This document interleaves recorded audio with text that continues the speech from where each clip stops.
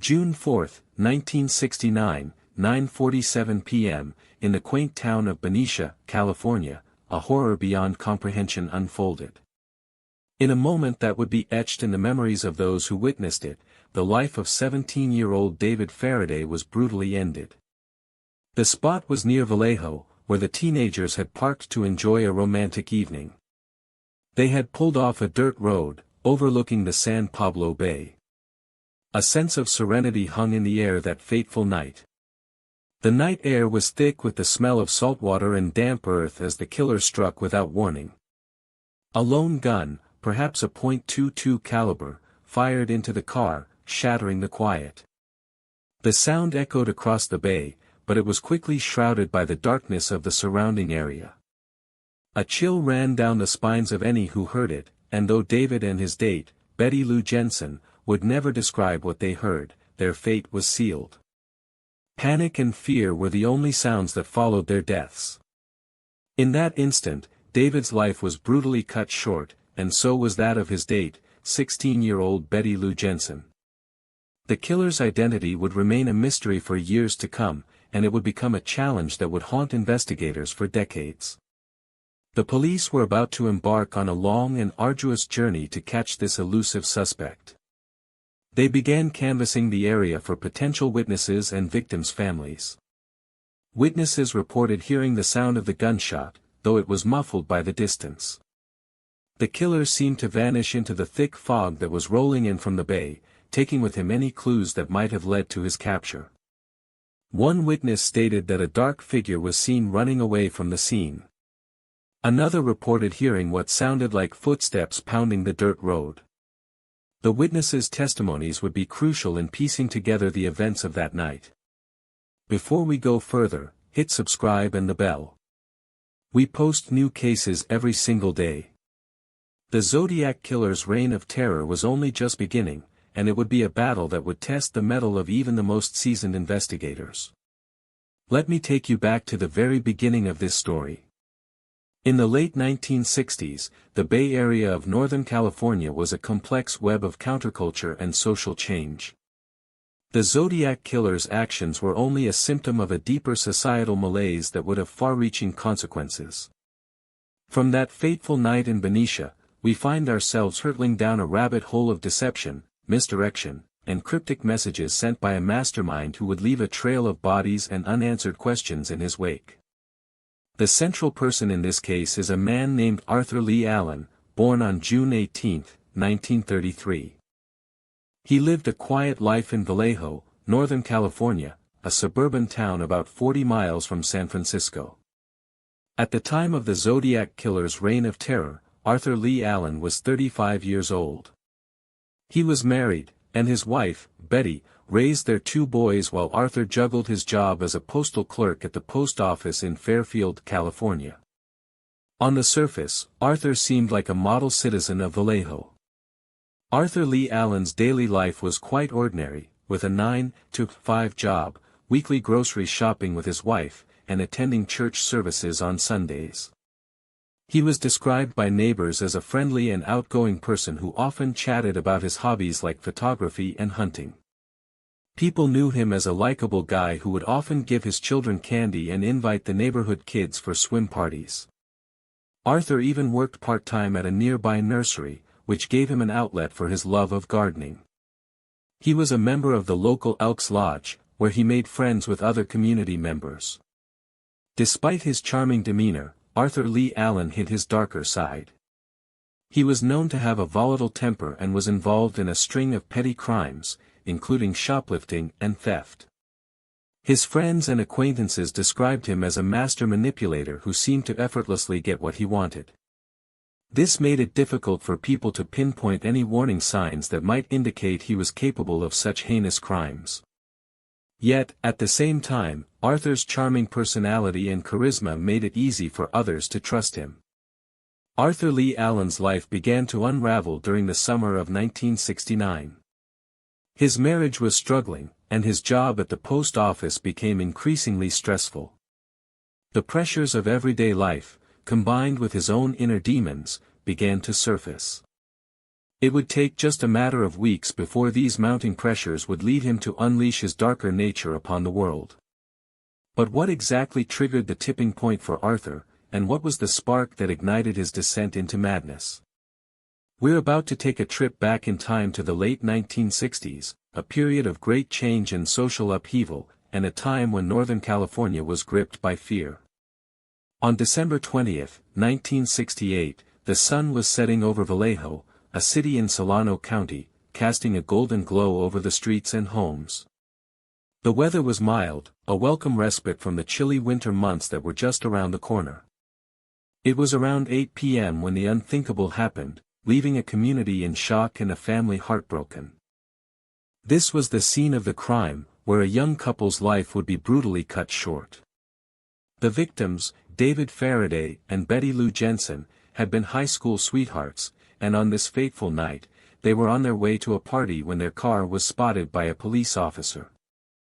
Unbeknownst to them, this chance encounter would be their last. The officer noticed the car, a blue 1966 Studebaker, and stopped to chat with David, but the conversation was brief, and they continued on their way.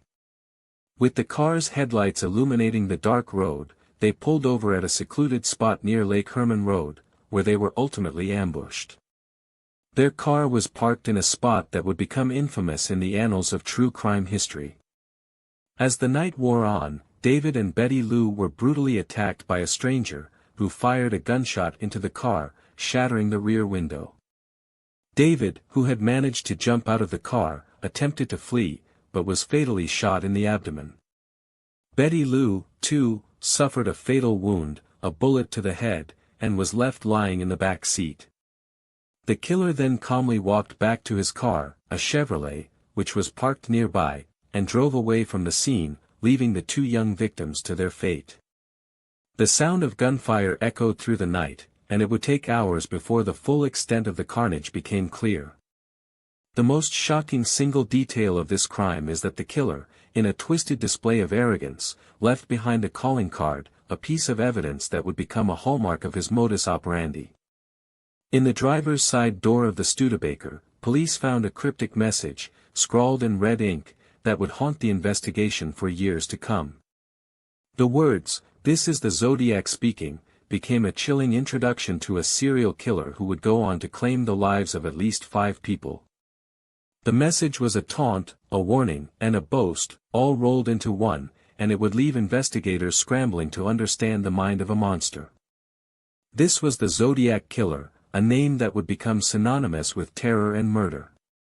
Police first responded to the series of strange letters, cryptic codes, and gruesome murders by initially treating the case as a series of unrelated crimes. However, as more bodies were discovered, it became clear that they were dealing with a serial killer. The Vallejo Police Department, one of the earliest to receive the letters, was baffled by the cryptic messages sent by the killer, who claimed to be the Zodiac Killer. They were also hampered by a lack of resources and expertise, which hindered their ability to effectively investigate the case. The killer's brazen letters and codes only added to the sense of chaos and confusion. The key piece of evidence that changed everything was a piece of a man's shirt that was found at the scene of one of the killings. The shirt had a unique symbol on it, a symbol that would become a hallmark of the Zodiac Killer's correspondence. This symbol, a combination of a cross and a circle, was later found in one of the Zodiac Killer's letters, proving that it was indeed connected to the killer. The shirt was later matched to a piece of fabric found in the killer's car, but that lead ultimately proved to be a dead end. Despite this, the shirt and symbol remained a crucial piece of evidence in the case. Who were the main suspects in the case? There were several individuals who were investigated over the years, but none were ever confirmed to be the killer. One of the earliest and most promising suspects was Arthur Lee Allen, a convicted child molester who was known to have a fascination with the Zodiac Killer's letters and codes. Another suspect who garnered significant attention was Richard Gaikowski, a journalist who was accused of being the killer due to his supposed similarity to the descriptions provided by witnesses. Despite the investigation, neither of these men was ever officially linked to the crimes. The red herring that wasted months of investigation was the case of Richard Gajkowski, who was accused of being the killer due to his supposed similarity to the descriptions provided by witnesses. Gajkowski's alibi for the time of one of the killings was shaky, and his fascination with the Zodiac Killer's letters and codes only added to the suspicion. However, after a thorough investigation, Gajkowski was cleared of the charges and released. The Gajkowski lead was a costly mistake, wasting valuable time and resources that could have been better spent on other leads. The investigation was further hindered by the lack of communication between different law enforcement agencies. The twist or revelation nobody predicted. It's a story that has captivated the nation for decades, and yet, it's a case that still remains unsolved to this day. In 2002, a man named Arthur Lee Allen was finally brought to justice for crimes committed in the 1950s and 1960s, but not for being the Zodiac Killer. Instead, he was convicted of molesting and committing sex crimes against minors. The revelation that shook the Zodiac Killer investigation was that Allen was the primary suspect for years. More detail on the twist. Arthur Lee Allen had all the characteristics the Zodiac Killer was said to possess: a history of molesting children, a love for guns and knives, and even a possible connection to two of the Zodiac Killer's original victims. However, in 2018, DNA evidence from Allen was matched to a different crime scene.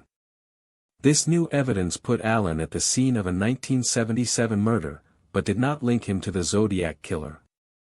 The investigation continued to search for the Zodiac Killer, and a new suspect emerged in the 2010s.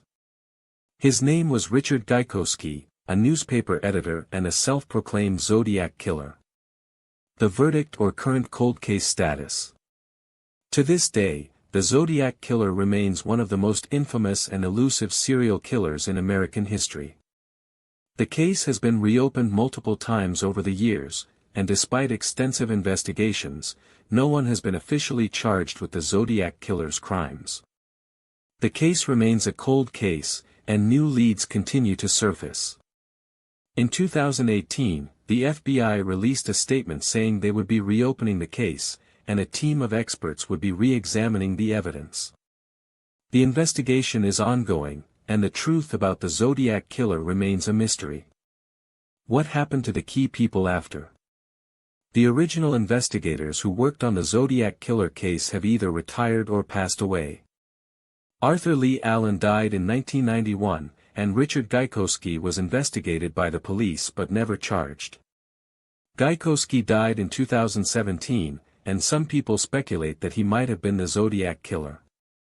The investigation continues, and new theories emerge as time goes on. The Zodiac Killer's true identity remains a secret known only to the killer, and it's a mystery that continues to haunt us all.